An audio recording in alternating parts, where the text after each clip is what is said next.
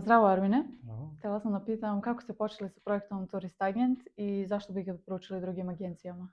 Hvala puno, hvala na pitanju vrlo dobro pitanje. Ja sam počeo naslijedio sam turističku agenciju od svog oca koji već vodi agenciju 35 godina. Pre 5 godina sam počeo da radim zvanično u agenciji i posao agencije po prirodi u porodici bio vrlo poznat meni, ali sam onako počeo da se bavim samo turizmom pre 5 godina. I prva stvar koju sam učinio jeste da sve što može da se digitalizuje i automatizuje sam izmenio, odnosno odlučio sam da sve što se tiče papirologije, što je dosadno meni, jer ja volim putovanja, ali mrzim papirologiju, to sve da ostavim da odradi jedan softver.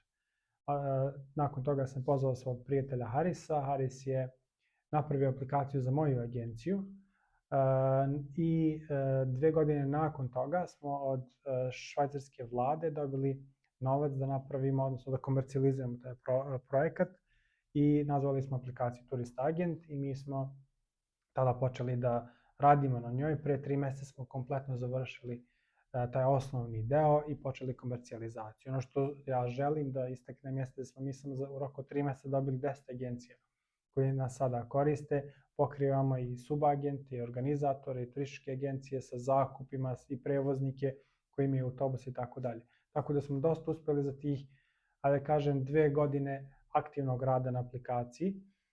Sada smo u fazi još dalje komercijalizacije, upoznajemo sa novim klijentima, njihovim zahtevima i prilagođavamo polako naš softver njima. Tako da, zašto bi neka agencija odlučila za nas? Pa prvo što je meni cijela agencija zavisi od Turist Agenta. Mi smo se skroz prebacili na Turist Agent. Ako Turist Agent kao aplikaciji ne radi meni agencija, a ta agencija hrani najmanje 20 ljudi, odnosno 4 porodice. Tako da je to vrlo odgovorna stvar, jer agencije ukoliko nešto prihvataju na sebe, prvo treba da prihvataju produkt koji su radili, ljudi koji znaju turizam, a drugo koji je aktivan, odnosno koji se stalno dograđuje, to je naš Turist Agent. Jer mi imamo tim ljudi od 5 ljudi, što softverskih inženjera, što prodavaca koji aktivno rade na komunikaciji sa klijentima i na konstantnom usavršavanju tog projekta. A sve što se izmeni i napravi, prvo ide u moju agenciju i nakon toga ide svima drugima. Što je jedna vrlo velika garancija za sve korisnike da koriste Turist Agent ili koliko koriste drugi softver da pređu kod nas. Mi ćemo sada imati jednu veliku kampanju prodajnu gdje ćemo prodavati softver po nižim cenama, čisto da bismo ohrabrili ljude da koriste softver, a koji koriste druge softvere da pređu kod nas.